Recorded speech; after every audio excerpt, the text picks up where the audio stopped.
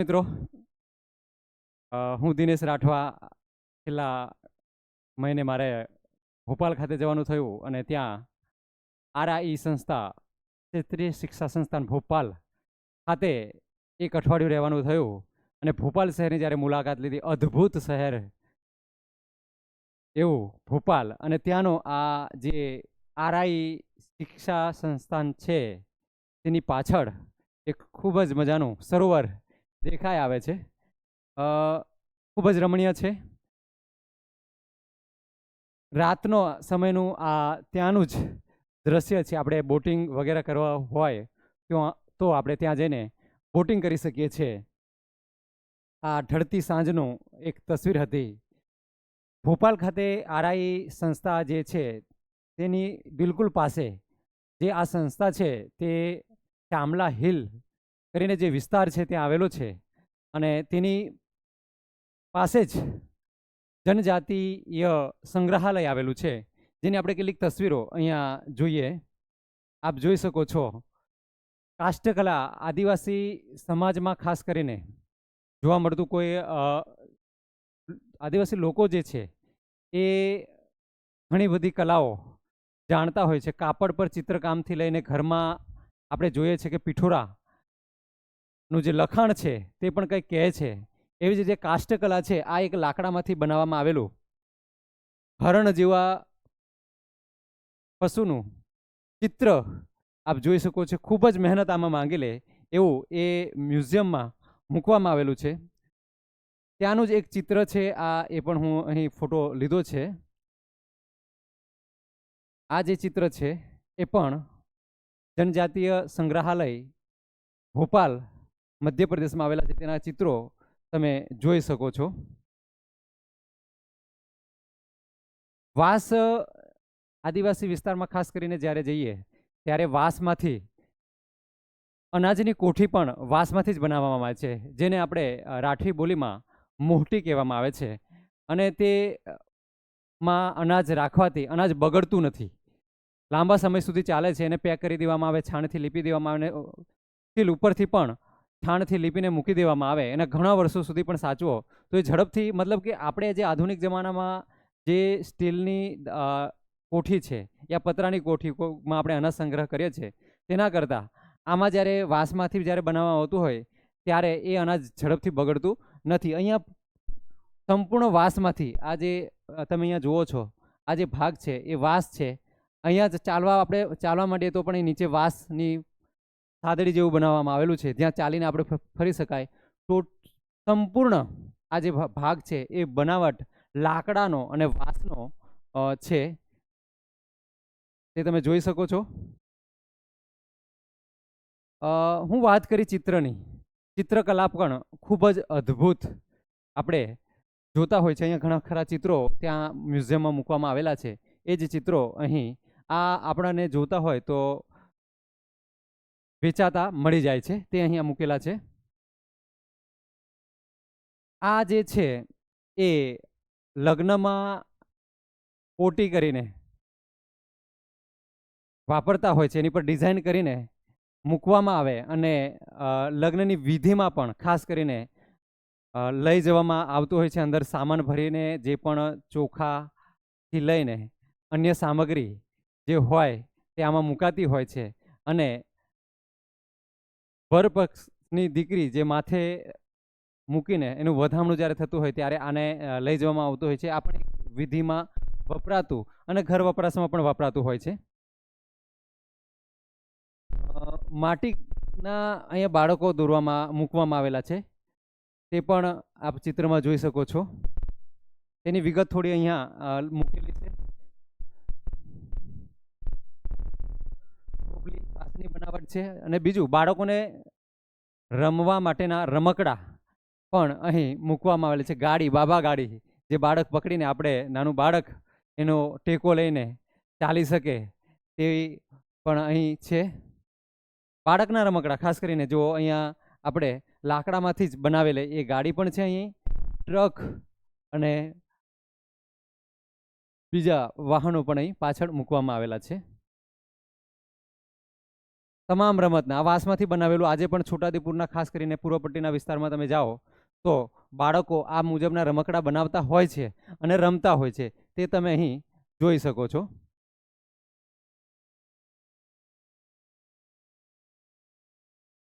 ગિલ્લી દંડો આપણે જે કહેતા હતા હવે તો લુપ્ત થઈ છે, કોઈ રમતું નથી. શહેરોમાં પણ કે ગ્રામ્ય કક્ષાએ પણ હવે આ લુપ્ત થતું જાય છે. તો એના પણ અહીં બાળકો રમતા કાષ્ઠકલામાંથી જ બનાવેલું જે સ્ટેચ્યુ છે તે અહીં મૂકેલું છે અને બાળકો ગિલ્લી દંડા રમતા નું કાષ્ઠકલાનું એક નમૂનો મૂકવામાં આવેલો છે. ઘણી વખત આપણે જોતા હોઈએ છીએ કે અમુક વિસ્તારની અંદર ખાસ કરીને આફ્રિકામાં લોકો આ રીતે ચાલતા હોય છે. વાંસના બે બંબુ મતલબ કે બંબુમાં એ રીતે લે અને ઉપર હાઈટ 10 ફૂટ 15 ફૂટની ઊંચાઈ પર એ આસાનીથી ચાલતા હોય છે. એ એમની કલા છે. નીચે અને ગમે તેવા ઘાસવાળા વિસ્તારમાં પણ જાઓ ત્યારે કોઈ જીવજંતુનો ડર ના રહે, એ આસાનીથી જેમ આપણે એકદમ કુદરતી રીતે આપણે જે રીતે આપણા પગેથી ચાલીએ એવી રીતે ચાલતા હોય છે, તેના પણ આ કાષ્ઠકલા રૂપી આ મૂકવામાં આવેલું છે. માટીના જે દીકરીઓ અહીં બનાવવામાં આવે છે એ પણ રમી રહ્યા છે. એ ચિત્ર અહીં તમે જોઈ શકો છો. સતોડિયું, અહીં બધી જ આપણે રમતો જ લીધી છે આ ચિત્રમાં. તો સતોડિયું પણ હવે રમાતું નથી, લુપ્ત થતી રમત. આવનારા ભવિષ્યમાં સતોડિયું કોને કહેવાય એ કદાચ બાળકો નહીં જાણે. તેના પણ મ્યુઝિયમમાં ફોટો મૂકવામાં આવેલા છે. માટીનું બાંધકામ એ પણ મૂકવામાં આવ્યું છે, સાથે સાથે ચિત્ર પણ છે. એ ત્યાં જ મ્યુઝિયમમાં આ બધું જ મૂકવામાં આવેલું છે. બાળકો રમી રહ્યા છે અહીંયા પણ. મોબાઈલનો જમાનો ન હતો ત્યારે બાળકો કઈ રીતે, અત્યારે તો આપણે ખાસ કરીને મોબાઈલ જ બાળકને આપી દઈએ છીએ. બે બાળકો ભેગા થાય તોય કદાચ મોબાઈલ રમીને બેઠા હોય, પણ અહીંયા બાળકો પોતાની મસ્તીમાં છે એવું આ લાકડાનું કાષ્ઠકલા રૂપી ચિત્ર મૂકવામાં આવેલું છે. લાકડા મૂકેલા છે. આદિવાસી ઘરોમાં જાઓ તો ખાસ કરી જે રીતનું માહોલ હોય તેવો આપણે જે આ જનજાતીય મ્યુઝિયમ ભોપાલ ખાતે આવેલું છે તેની અંદર એક જગ્યાએથી પ્રવેશ કરો ત્યારે તમે કેવી રીતે જોઈ શકો તે સંપૂર્ણ અહીં તમને જોવા મળશે. ઢોલ વાદ્ય જે છે એ સાચવવા કઈ રીતે, નીચે મૂકેલા હોય કોઈ ફોડી નાખે તૂટી જાય તો આ એક એ રીતે મૂકતા હોય છે, તે પણ અહીં ચિત્રમાં તમે જોઈ શકો છો. સંપૂર્ણ કાષ્ઠકલા જ અહીં આ લોખંડના થોડાક જે વસ્તુ બનાવેલી છે તે તમે અહીં જોઈ શકો છો. આ એક વિભાગમાંથી બીજા વિભાગમાં જતું એક દ્રશ્ય છે, ત્યાં ભોપાલનું જ છે. આ પણ મ્યુઝિયમનું, સંપૂર્ણ મ્યુઝિયમનું ચિત્ર એક અલગ દુનિયામાં ફરતા હોય તેવું તમને લાગશે. એટલા બધા ત્રિશુલ મૂકેલા છે. તમે જ્યારે આ મ્યુઝિયમની મુલાકાત લો ત્યારે એમ લાગે કે કોઈ મ્યુઝિયમમાં નહીં પણ કોઈ ગામમાં ફરો છો. અને રાત્રિના સમયે અમારે ખાસ કરીને અહીંયા સાંજના સમયે 7 થી 8ના સમયના ગાળામાં મારે જવાનું થયું હતું ત્યારે જોયું એમ કોઈ અલગ દુનિયામાં ફરી રહ્યા છે એવો અહેસાસ અહીં થતો હતો. તાડનું વૃક્ષ, એક બાજુ ઘર છે, ઝૂંપડી છે. તાડ આદિવાસી લોકો માટે એક જો ખૂબ જ અગત્યના વૃક્ષો હોય તો તેમાં એક મહોડો તાડ જે ખાસ એમના જીવન સાથે જોડાયેલા છે. તાડના પાનમાંથી ઘર બનાવીને એને ઉપર છાપરા તરીકે વાપરવાનું અને દોરીઓ બનાવવાની, દોરડા બનાવવાનું જે પણ છે એ બધું જ તાડના વૃક્ષોમાંથી થતું હોય છે. એટલે તાડનું વૃક્ષ ખૂબ જ અગત્યનું છે. તેનો એવો માહોલ, ઘર છે અને ત્યાંથી નીકળો, બહાર નીકળો, અહીંયાથી પગથિયાથી નીકળો એટલે બાજુમાં જ વૃક્ષ છે, ત્યાંનો જ માહોલ આખો દેખાય આવે. કોઈ ગામમાં ફરતા હોય એવું લાગે આપણને.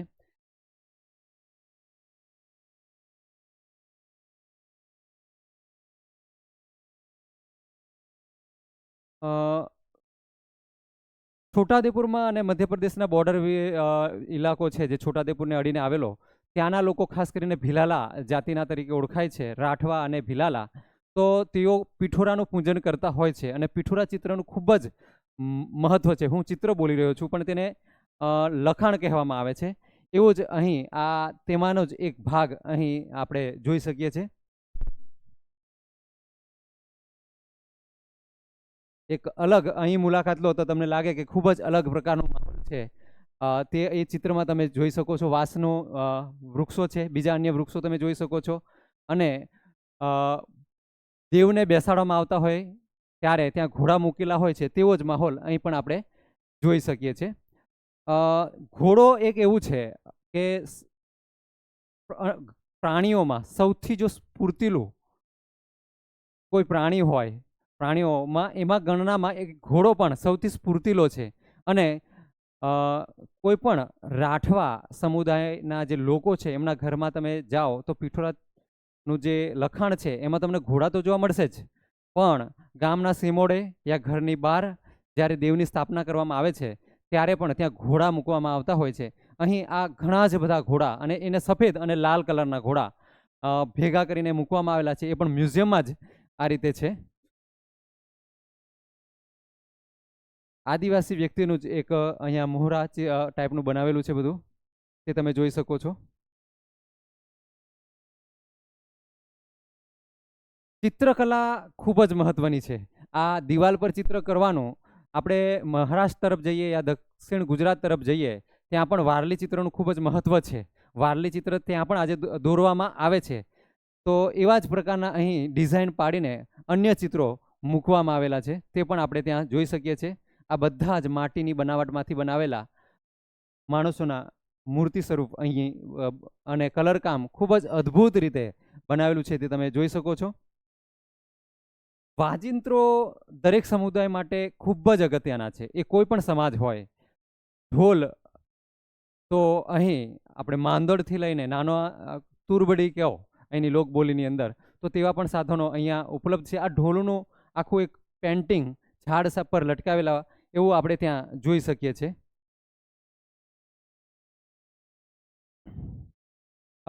દરેક ગામડામાં આપણે જોતા હતા અગાઉ કે જે છાણ છે, છાણનું મહત્વ ખૂબ જ છે. આપણે સળગાવીએ છીએ ચૂલામાં. જ્યારે પહેલાં છાણ, લાકડા અને છાણાથી ઘરમાં રસોઈ બનતી હતી, અને ગાયનું જે છાણ છે એ એટલું મહત્વનું છે કે આપણે યજ્ઞમાં પણ એની ધૂપ જ્યારે થતી હોય છે ત્યારે એ ઘરમાંથી જીવજંતુનો ઉપદ્રવ તો એનાથી નાશ થાય છે, પણ એમ કહેવામાં આવે છે કે છાણનું જ્યારે ધૂપ થતી હોય ત્યારે એ આપણા સ્વાસ્થ્ય માટે ખૂબ જ સારી છે.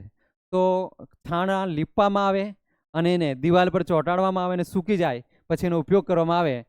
એ કદાચ હવેના બાળકો આપણે જોઈ શકવાના નથી, પણ આપણે અહીં ચિત્ર સ્વરૂપે એ જોઈએ છે. વધુ આની આપણી ચર્ચા એક બીજા વિડીયોમાં કરીશું. ફરી આ એક ઘર છે. મેં અગાઉ મૂહટીની વાત કરી, તો મૂહટી આ રીતની હોય છે અને મૂહટી ઘરમાં મૂકવામાં આવે છે. ટોપલી મૂકેલી છે અને મૂહટીનો જે હોય તેનો આકાર આ નાની છે. આપણે છોટાઉદેપુરમાં ખાસ કરીને શનિવારના જ્યારે જઈએ ત્યારે વેચાતા મૂહટી વેચાતી જોવા મળે છે. તો એ ખૂબ જ મોટી આપણી હાઇટની 5-6 ફૂટના હાઇટની મૂહટી મળતી હોય છે, જેમાં અનાજ સંગ્રહ કરવામાં આવે છે. એની પણ આપણે વિગતે આગળ ચર્ચા કરીશું અન્ય વિડીયોમાં. આ મિત્રો એ જે મ્યુઝિયમ આવેલું છે તેનાથી જ્યારે બહાર નીકળીએ ત્યારે આ પ્રકારનું દ્રશ્ય છે. ત્યાંનું આ તસવીર છે. મધ્યપ્રદેશ જનજાતીય સંગ્રહાલય ની પૂરી એક તકતી ત્યાં હતી, તેનો આ એક ફોટોગ્રાફ છે. ક્યારે એની શરૂઆત કરવામાં આવી તે બધું આમાં લખેલું છે. આ બહારનું જ ત્યાંનું દ્રશ્ય છે. એના ગેટ આગળ પ્રવેશ કરો ત્યારે તમને આ રીતનું દ્રશ્ય જોવા મળશે. મધ્યપ્રદેશ જનજાતીય સંગ્રહાલય ભોપાલ. તો આપ જ્યારે પણ ભોપાલ ખાતે જાઓ ત્યારે શામલા હિલ જાઓ અને ત્યાં આ જે સંગ્રહાલય છે એની અવશ્ય મુલાકાત લો. ઘણું જ તમને જાણવા મળશે અને એક અલગ જ દુનિયામાં ફરો છો તેવો તમને અહેસાસ થશે. ખૂબ ખૂબ ધન્યવાદ. આભાર.